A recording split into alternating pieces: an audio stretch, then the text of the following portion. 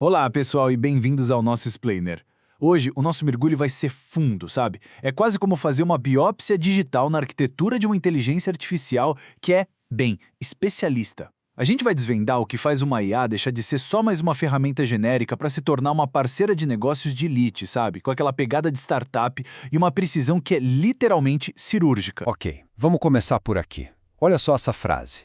Ela vem direto do briefing da missão da IA. E já de cara ela coloca a régua lá no alto. A gente não está falando de simplesmente jogar dados num gráfico qualquer, não. A meta aqui é outra. É criar algo que comanda a atenção, que você bate o olho e sente o peso, a autoridade. O impacto tem que ser imediato. E a IA que a gente está analisando é essa aqui, a Ness.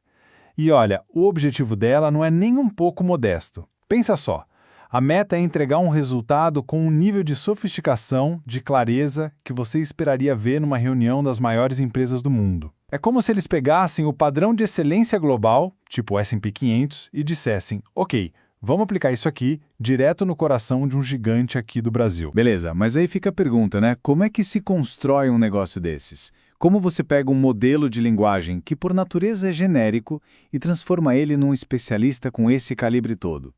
A resposta, e é aqui que fica interessante, não é um truque de mágica, é uma arquitetura complexa, cheia de camadas de lógica, de propósito, de controle, e é exatamente camada por camada que a gente vai desvendar agora. Então vamos lá. Primeira camada, a fundação. E logo de cara a gente já tem uma surpresa. Acredite se quiser, a Nesys não nasceu para ficar fazendo gráfico de vendas. A origem dela, o seu DNA, a sua essência, foi forjada num campo de batalha muito mais rígido, muito mais implacável. Ela nasceu na análise de eventos de segurança cibernética. Pensa nessa camada como se fosse o firmware do sistema, sabe? Aquela parte que vem de fábrica e não se mexe. É a lógica fundamental, com um peso conceitual de 100% e uma prioridade que passa na frente de praticamente tudo. O objetivo era e apenas analisar logs e eventos de segurança com uma precisão absurda, sem nenhuma margem para erro ou ambiguidade. E olha que legal como essa lógica é definida. De um lado, à esquerda, a gente vê uma regra que dá para ler. É quase uma ordem em português claro, tirada de um arquivo de configuração. Mas aí, do outro lado, à direita, a gente vê a tradução disso, uma fórmula matemática. Maximizar o entendimento dos eventos de segurança ao longo do tempo.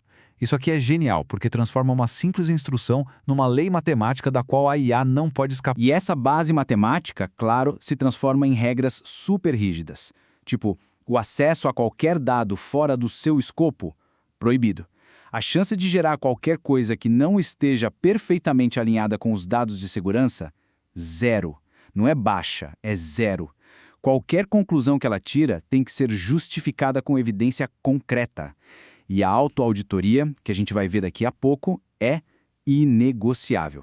É uma fundação lógica construída para ser a prova de falhas. Ok, agora segura aí, porque a gente vai para a segunda camada, a missão. É aqui que a mágica acontece de verdade. Em cima daquela base de segurança super sólida, a Ness passa por uma transformação total, um rebranding completo.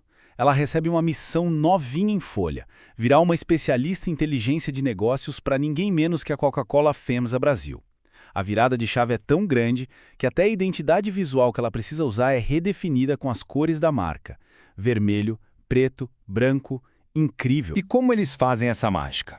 O mecanismo é um arquivo de configuração, um param set, que tem um peso de prioridade absurdo, tipo 9999. Ele funciona como um novo briefing da missão. Ele não apaga a base de jeito nenhum, ele a redireciona. É como se ele dissesse para a IA, ok, lembra de toda aquela sua lógica super rigorosa de análise? Ótimo! Agora você vai aplicar tudo isso em vendas, logística e finanças. E esse gráfico mostra isso de um jeito brilhante. Dá uma olhada em como o foco dela é direcionado. A gente vê os pesos que a IA tem que dar para cada área de negócio da Coca-Cola FEMSA. Vendas e receita está lá no topo.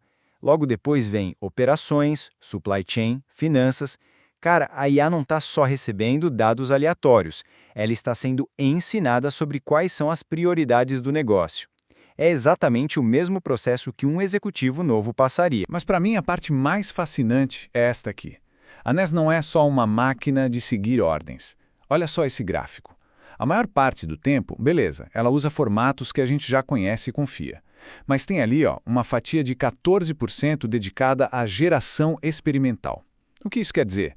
Que a IA tem no seu DNA a ordem para ser criativa, para inovar, para buscar jeitos novos de mostrar os dados. É o puro espírito de uma startup de tecnologia dentro do código de uma IA corporativa gigante. Isso é muito, muito legal. Ok, então a gente tem uma base super rígida de segurança e uma missão super dinâmica de negócios. Como é que essas duas coisas, que poderiam entrar em conflito, conversam entre si? É aí que entra a terceira camada, o maestro. A melhor forma de pensar nele é como se fosse o sistema operacional da IA. Esse componente, o Pipeline Orchestrator, é basicamente o cérebro que gerencia todo o fluxo. Ele pega a lógica fundamental, pega a missão nova, pega os dados, pega o que o usuário pediu e ele organiza tudo isso numa sequência lógica, numa cadeia de pensamento. O objetivo é garantir que a resposta final faça sentido e respeite todas as regras, desde a mais básica até a mais recente. E aqui a gente vê o processo de pensamento da NES passo a passo. É bem linear. Primeiro, ela liga o núcleo de segurança. Depois, ela define a missão de negócios. Aí, carrega as regras de comportamento, tipo usar as cores certas. Só depois de tudo isso é que ela vai olhar para o que o usuário pediu, processar os dados e finalmente gerar uma resposta.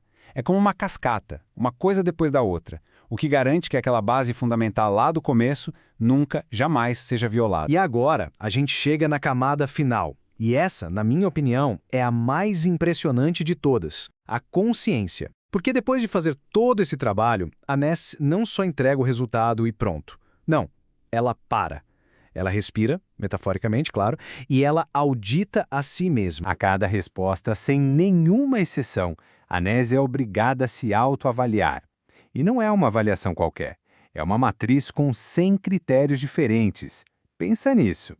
É um processo de controle de qualidade interno super rigoroso e obrigatório. É o que garante que o nível de excelência seja mantido sempre. E dá uma olhada na profundidade disso aqui. Isso é só uma pequena amostra da matriz, focada em raciocínio e lógica. A IA basicamente se pergunta: minha resposta fez sentido? A conclusão que eu cheguei é de alta qualidade? O meu argumento é forte o suficiente? E olha isso, eu consegui evitar os meus próprios vieses? Gente, isso é um nível de autorreflexão que a gente quase nunca vê em sistemas de IA. É outro patamar. E o resultado dessa auditoria toda? É isso aqui. Uma matriz de números, 10 por 10, que vai de 1 a 9. Ela vem junto com cada resposta. Pode parecer meio enigmático, mas isso é literalmente o boletim escolar que a IA dá para si mesma, cobrindo cada um daqueles 100 pontos. É a prova final de que ela fez a própria lição de casa e checou a qualidade do seu trabalho. Então, vamos juntar todas as peças, né? A gente viu a fundação, a missão, o maestro e a consciência. Mas por que essa arquitetura toda, em camadas, é tão importante? O que isso significa para o futuro da IA nos negócios, na prática? O ponto-chave é esse aqui. Cada camada que a gente viu entrega um benefício muito claro e poderoso. A fundação traz confiabilidade. A missão garante uma adaptabilidade incrível. O maestro assegura que tudo funcione de forma coerente. E a consciência oferece uma capacidade de auditoria total. E o mais legal é que mesmo com toda essa estrutura, ainda sobra espaço para inovação controlada. É o melhor dos dois mundos, de verdade. Estrutura e criatividade andando juntas. O que a gente está testemunhando aqui é, na verdade, o projeto de uma nova geração de inteligência artificial. A gente está saindo daquela era dos assistentes genéricos que fazem de tudo um pouco para entrar na era dos parceiros de domínio. São especialistas digitais construídos sob medida para um negócio específico, que você pode auditar e, o mais importante de tudo, em quem você pode confiar. E isso, essa industrialização da IA especialista, está acontecendo bem aqui no Brasil. Isso tudo nos deixa com uma pergunta final para a gente pensar. Se é possível construir uma IA tão especializada, tão autorreflexiva para um gigante dos negócios, imagina só aplicar essa mesma filosofia para outros desafios complexos. Pense em medicina de precisão, pesquisa científica, planejamento de cidades. Em que outra área da sua vida ou do seu trabalho, um especialista digital assim, confiável e que pensa sobre o que faz, poderia causar uma verdadeira revolução? A reflexão fica com vocês. Valeu por acompanhar.